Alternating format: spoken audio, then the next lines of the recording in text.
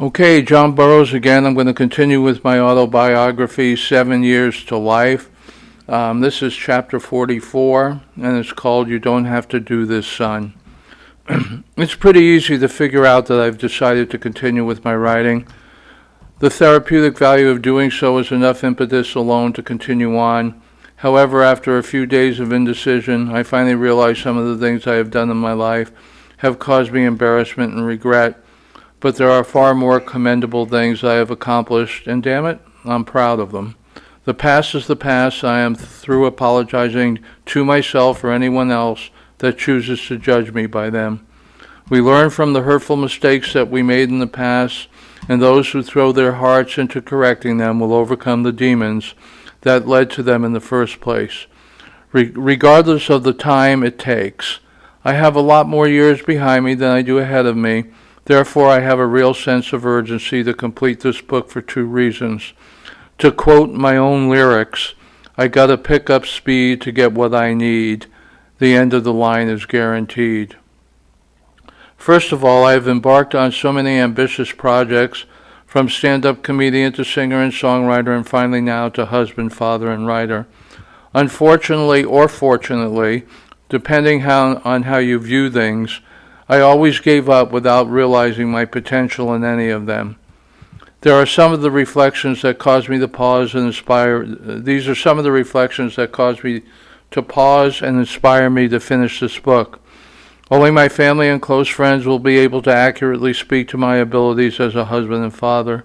At my age, leaving a legacy behind in the form of this book, no matter what it reveals, is my sincerest attempt to show those who care about me why, at times, my behavior could instill laughter and joy, yet at other times baffle those closest to me, that I could behave with such reckless abandon and disregard for anyone else's feelings but my own.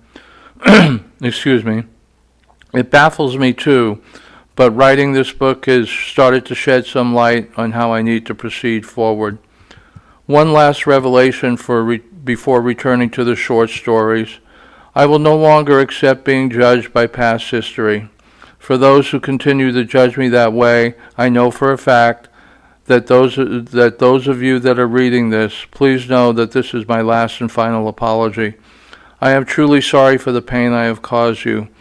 For those of you that in some way I have made your life better, there is no need to thank me. In other words, judge how I conduct myself in the present, problems and all, or quit reading this book and move on. Now, let's get back to the stories. I was still working the closing shift at 25th Avenue Shell one night when around 8:45 p.m., two San Mateo policemen are dropped off by a squad car and come walking into the station.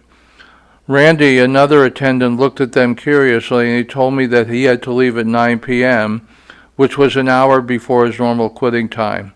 He said the owner said it was okay. The two cops asked if it would be all right to discuss something with me. They said that they had discussed it with the owner, and he said that the decision excuse me, was entirely mine to make. For the life of me, I had no idea what they would want with me. After hearing them out, I completely understood why the decision was entirely mine.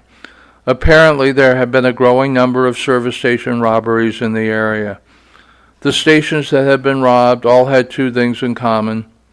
The robberies took place just before closing, and always when there was only one person on duty.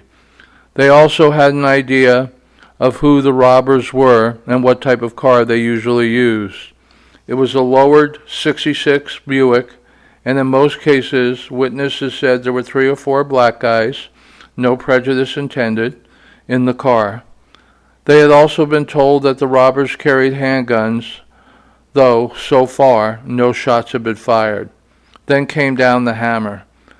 The cops had received an anonymous tip that our station was going to be hit. The plan was, if I agreed, they would be waiting in the back lube bay for the robbery to go down and be ready to intervene if it started to take place. They said that the suspects always pulled the car up to the pump island that was located the farthest from the station. They would ask me to check the oil, and the guy riding shotgun would exit the car and come to the front and covertly brandish a pistol, just enough to let me see it was real. From there, he would stroll with me inside the station like he was getting change. Of course, he would then empty the cash register. The cops said that these guys had always been successful, and it was their opinion they spent a considerable amount of time casing each of their targets. I was then told I should just treat the night like any other work night, and they had brought along a bulletproof vest for me to wear. I was completely straight, no LSD, therefore scared shitless and really didn't want any part of it. Before I could say no thanks, they showed me 4 photographs of the suspects. When I laid eyes on a picture of Larry W., I was shocked. Larry was a close acquaintance of mine. In fact, Eddie had introduced me to him. He was a gym rat, loved basketball, and the 3 of us had played on some adult league teams together. Without letting on that I knew Larry, I told the officers I would do what they asked, and I put on the bulletproof vest.